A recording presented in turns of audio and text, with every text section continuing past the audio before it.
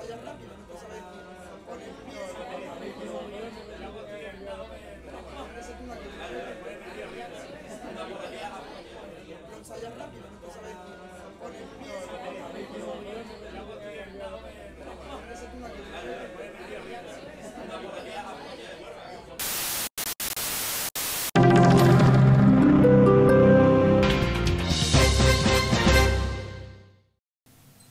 Welcome back to Civil Discourse Now. He's Paul Ogden. And you're Mark Small. I know. We're here on August 4th, 2012. We're live streaming from Indianapolis, Indiana, actually the Broad Ripple section of Indianapolis. And our guest is Fernando Gomez. He's with Unite, and we've been discussing the labor situation here in Indianapolis with hotels and hospitality staffing solutions. Fernando, you were talking about how you tried to apply for a job with a different hotel. Yeah, after 4 months working for the Marriott, I switched to being a banquet server, and hospitality staffing solution will send me to different hotels, to the JW, Westin, Sheraton, all these hotels downtown, and even to a hotel by the airport. But when it came time for me, I need to get a direct job so I can have benefits, better pay, because I was trying to look for better opportunities. And I asked about an open position that was at the Sheraton, and I asked about it, and the manager of that department of banquet servers told me that you can apply directly for that job because I was an HSS worker, and I told him, why am I being deprived from getting hired? And he mentioned me that because the hotel and the temporary agency, HSS, had a signed contract between them, so I wasn't able to apply for that job. That you wouldn't hire outside workers, that they would hire. Yeah, they weren't signed, they weren't, yeah. Now, did you sign a contract with the temporary agency, HSS? No, I never signed a contract, and after, well, I'll tell you more about the lawsuit, but I requested for a copy of the contract they have, but they never gave me that piece of contract that they have between the hotels. But your attorneys might be able to get it through litigation. Maybe, Possibly. So, did your employment, maybe I should say, with HSS run for a year, 2 years, 6 months? Did you have I know you didn't have a contract, so you didn't have a length of employment, correct? So, I guess what I'm saying is 10 years from now, you could go back and they could say the same thing. You're a temporary employee. It's like it's like the old days of baseball where you couldn't go from one team to another. You were stuck with that particular agency. So this how the temporary agency in place. I asked many of my coworkers that they have faced the same problems. I went through like being denied work, and yeah, many people were denying the right to work directly for a hotel. JW opened up last year, and many of these workers who were temporary workers for different hotels downtown rushed to the JW to apply there directly, but HSS also did a contract with the JW right away, and many of my coworkers went there, applied, they got hired. At the same day they got hired, they were also being fired because HSS staff were there at the JW, and so they got fired the same day they got hired. Yeah. And then they weren't allowed to work at the JW Marriott. No, and they would tell them, like, sorry, you cannot work here directly because you are an HSS worker. So you work for us. You're not gonna be eligible to get a direct job for the JW. And the reason many of these workers went there is because the pay was better, $825, $850, and benefits. So the HSS uh, their percentages show that 75.2% of the employees are in housekeeping, 16.2% are in food and beverage, laundry is 4.6%, and maintenance is 4%. So they're really doing the basic work of these hotels.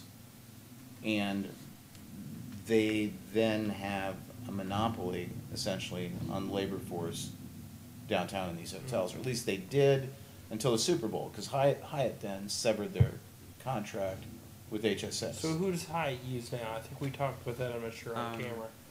Well, Use a different staffing agency? they do right after 14 HSS workers and myself filed a lawsuit against the hotels and HSS. Because of that, the Hyatt decided to call contract with HSS. Oh, okay. And I believe they called their contracts nationally because of the simple lawsuit in Indianapolis. But instead of Hyatt hiring those workers directly, and instead they just replace them with another temporary agency, which is not called United Services. So could you, as an HSS employee, Former HSS employee. go work for this other agency? Or would they blacklist you? I haven't tried, but what HSS did is that they will tell you if you want to work directly for a hotel, you gotta wait 1 year. Okay. Not working for any of these hotels, and then apply, and then maybe you get hired. So See, that is a sort of a non-compete thing. But if you haven't signed a contract, You're not bound. you're not bound by a non-compete. And the blacklisting that they talk about now, their response is, and I think they talked in front of the council. We don't have any such contracts. We don't have this inter contracts at all. one of the GMs for the hotels was asked by the city council if he could provide a copy of that contract between HSS and hotels, and he wasn't able to provide that. And he was asked again, "Could you tell us what's in it?" Yeah. And the GM said, "Well, I don't know what's in it," and that kind of surprised me. You may not know what's in it, actually. Yeah, that kind of surprised me because that's his job. He's supposed to know what's going on, and for him to say like he doesn't know what's in it, it is amazing. And it's possible that it's not written into the contract because, as I wrote on my blog, Ogden on Politics, that is could be a federal violation. It's an antitrust violation to collude together, to get together and say we're not going to hire certain people. Because the idea of these laws, and Indiana has a law too, though it doesn't appear to be as strong. The idea of the law is that you, as an employee, can choose to go to different job situations and increase your pay and increase your benefits, and they're making it so you can't do that. I don't know if you recently heard about the proposal we're trying to pass through the city council. It got passed and It got vetoed. It got vetoed by the Got it mayor. right here. It got vetoed by the mayor, and I was one of the people who I talked to a representative from the mayor's office and told my sir that this is happening, blacklisting is happening, and we also brought other workers to testify at the city council. And and after the mayor vetoed it, we kind of confronted him as to why he mentioned that there was no evidence of blacklisting going on after we risk people's jobs. And Here's what was reported in the press, that in a letter to the council explaining his veto, this is from Indianapolis Business Journal on July 19th. In a letter to the council explaining his veto, Ballard said state law already prohibits so-called blacklisting, making a duplicate ordinance unnecessary. He also said there was, quote, no compelling evidence, end quote, that showed quote, any hotel or cleaning service in Indianapolis had engaged in blacklisting, end quote. In addition, he said the proposal would be an overreaching and overly burdensome city regulation on business that interferes with contracting between private entities. Now, Well, first of all, what did the ordinance do? What was the penalty for engaging in blacklisting? Do you remember what the ordinance said, the proposed ordinance? What the ordinance says that when the hotels are going to renew their licenses, they need to sign something that states that they won't hold a worker from obtaining a direct job in the hotel, which many of these my coworkers and I are really bit deprived from getting a job, and they're making us wait 1 year before we're able to apply for a job. Well, that would, these hotels. I think the ordinance, well, first of all, I think the law already would not allow that. well, and when we go on break, I'll pull a copy of the proposed ordinance, because that way, but here's the thing that I find absurd, that in the same letter, Ballard could say, hey, state law already prohibits this, but It's under such a measure is overreaching and overly burdensome on business. You're asking that, okay, as part of licensing, that you comply with the law and not have blacklisting, but it's overly burdensome to require it. I agree. In other words, yeah, because the law, Contradictory. we already have the law, but it's overly burdensome. I mean, Yeah. that just doesn't make any sense. No, it doesn't make any sense. And he's also saying that there was no compelling evidence. Your coworkers, you spoke. Yeah, and one of my coworkers lost her job. Exactly. Her name is Elvia, and she lost her job 2 weeks after she testified. She testified, and 2 weeks later she Was got a Hyatt fired worker? by the yeah. No, the Hyatt was using a different staffing agency. Yep. Um, She also used to work for hospitality staff. So Okay. So she was working for the new staffing agency over at the Hyatt.